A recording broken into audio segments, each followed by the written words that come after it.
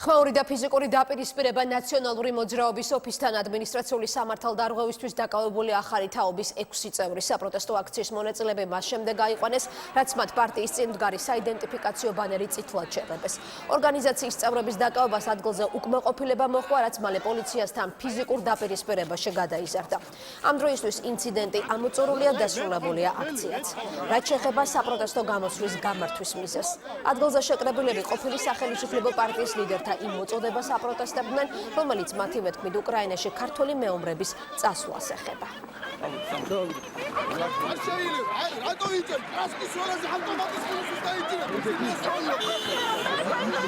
სულ დაკავებული არის 6 პიროვნება, ერთ-ერთი არის ლადო სადღობელაშვილი, ჩვენი დამფუძნებელი და დანარჩენი არის 5 აქტივისტი. ჩვენ მოვედით ნაციონალურ მოძრაობასთან ესეთი მოწოდებით, რომ დაანებონ სხვის შვილებს თავი, დაანებონ სხვის შვილების ხოცვას და ადგენენ და საკუთარ შვილებს მოუწოდონ ის, რომ უკრაინაში ჩავიდნენ და საქართველოს მტერს რუსეთს ებრძოლან. ჩვენ დასახოცი ახალგაზრდები, დასახოცი ჯარისკაცები არ გვყავს და თუ ასე ძალიან უნდათ რომ გამოიდონ თავი, წაიყვანონ თავიანთი შვილები და თავიანთი შვილები ავამონ უკრაინაში.